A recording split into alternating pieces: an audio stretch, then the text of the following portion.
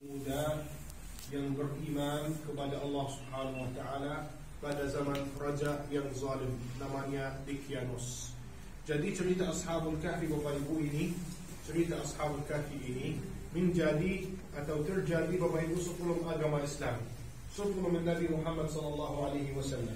Tapi mereka beriman kepada Allah Subhanahu wa taala, itu artinya mereka beragama Islam walaupun Nabi Muhammad belum datang, walaupun agama Islam belum datang. Jadi yang kita harus mengerti dari penjelasan ini Bapak Ibu, bahwa siapapun yang beriman kepada Allah Subhanahu wa taala pada zaman Nabi Ibrahim, pada zaman Nabi Isa, pada zaman Nabi Musa, beriman kepada Allah Subhanahu wa taala, itu artinya mereka beragama Islam walaupun Nabi Muhammad belum datang. Terus 7 pemuda itu yang beriman kepada Allah Subhanahu wa taala melarikan diri kotanya dan berlindung di gua ini. Lalu Allah menghidupkan mereka selama 300 tambah 9 tahun. Tapi apa yang tersebut di Al-Quran Al-Karim, tersebut Bapak Ibu bahwa 300 tambah 9 tahun. Ada kata tambah, plus. Bukan 300 langsung 9 tahun. Ada kata nambah 9 tahun. Kenapa ada kata nambah 9 tahun Bapak Ibu? Karena pasti Bapak Ibu tahu bahwa ada tahun Syamsiyah dan ada tahun Qamariyah. Jadi selama 300 tahun ada nambah 9 tahun. Ya, karena itu tersebut 300 tambah 9 tahun. Ya. Terus Bapak Ibu, jumlah mereka belum jelas. Sampai di Al-Quran Al-Karim belum jelas juga Bapak Ibu. Kenapa? Karena tersebut di Al-Quran Al-Karim saya quluna thalathatun rabi'uhum kalbuhum. Artinya 3 pemuda yang keempat 1 anjing. Wa yaquluna khamsatun wa sadisuhum kalbuhum. Artinya 5 pemuda yang keenam 1 anjing. Rajman bil ghaib. Rajman bil ghaib artinya enggak ada bukti.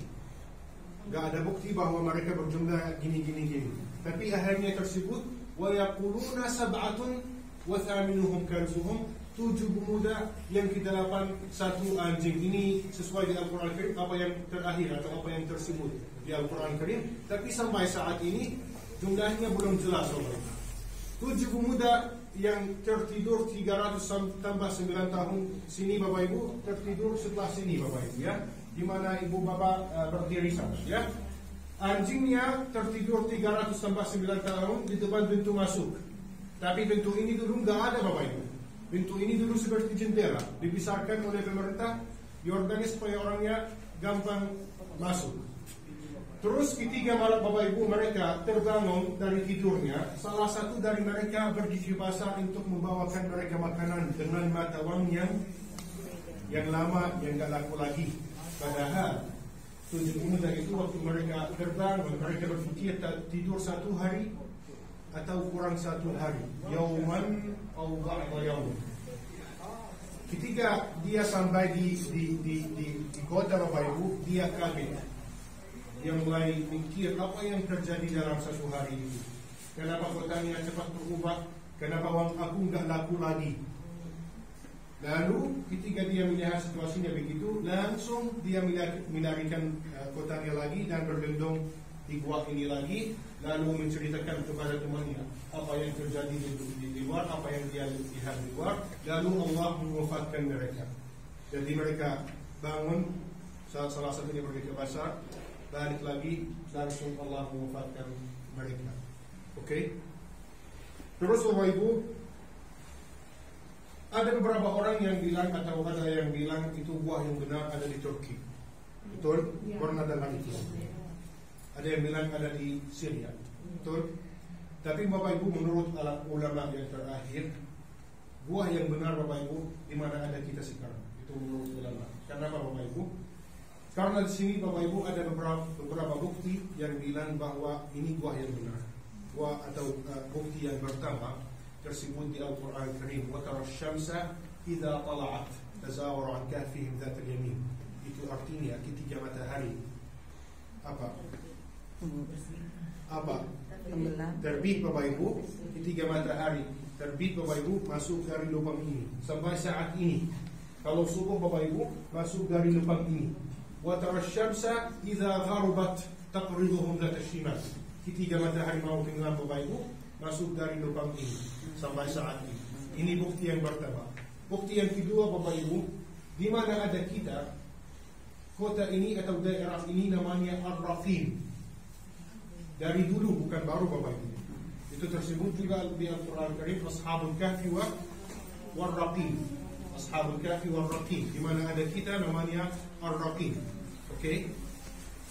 Bukti yang ketiga Bapak Ibu, sini ada 7 kuburan. Sesuai di Al-Quran Karim, 7 pemuda yang ke-8 satu anjing. Sini ada 7 kuburan. Ini 1 Bapak Ibu, ini 2, ini 3.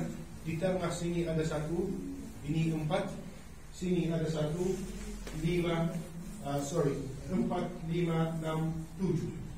Pada tahun 1990 Bapak Ibu, pada waktu mereka mulai mencarikan buahnya dan ketemu buah ini, tulang-tulang 7 pemuda masih ada atas kuburan ini Bapak Ibu. Masih ada atas kuburannya, tapi mereka mengumpulkan semua tulang dan taruh di satu kuburan. Dari kaca ini yang di belakang Ibu berisi, dari kaca ini Bapak Ibu kalau kita lihat ada tulang-tulang 7 pemuda yang pernah tidur sini selama 349 tahun. Tulangnya ada yang hitam, ada yang putih Bapak Ibu. Kenapa Bapak Ibu? Kenapa hilang atau tulangnya hilang, nggak ada tulang lagi atau nggak ada jasad? Karena mereka nggak termasuk syahid Bapak Ibu. Mereka nggak termasuk syahid. Jadi yang tinggal hanya tulang aja Bapak Ibu. Selain itu Bapak Ibu, pasti ada yang mau nanya sekarang. Bintang ini bukan bintang Yahudi. Kalau bintang ini Bapak Ibu bintang Romawi. Ini 8. Kalau bintang Yahudi 6. Bintang ini Romawi itu salah satu dari dekorasi mereka dulu Bapak Ibu. Gak ada arti sama sekali. Setelah 7 buku Bapak Ibu, pernah ada yang orang yang tinggal di sini. Salah satunya namanya Salahuddin Ayyubi. Buktinya mana? Buktinya sini Bapak Ibu, ada cap Salahuddin Ayyubi yang merah sini Bapak Ibu. Oke? Sini sebelah kiri Bapak Ibu ada barang antik ditemukan oleh pemerintah pas mereka masuk ke gua ini Bapak Ibu. Sekali lagi mereka tidur di sini Bapak Ibu. Sini ada kaca, nggak ada arti, tapi supaya orang yang nggak jatuh karena ini lubang. Itu mengenai buah ini Bapak Ibu dengan details apa yang ada di sini Bapak Ibu. Jadi yang pertama, ini bukan bintang Yahudi. Tulang 7 pemuda berada di dalam buah ini Bapak Ibu. Tulang-tulang 7 pemuda berada di dalam buah ini Bapak Ibu, atau di dalam kuburan ini. Dulu masih ada di atasnya, tapi dikumpulkan oleh pemerintah supaya nggak rusak, nggak hilang tulangnya. Jelas Bapak Ibu? Ada pertanyaan Bapak Ibu?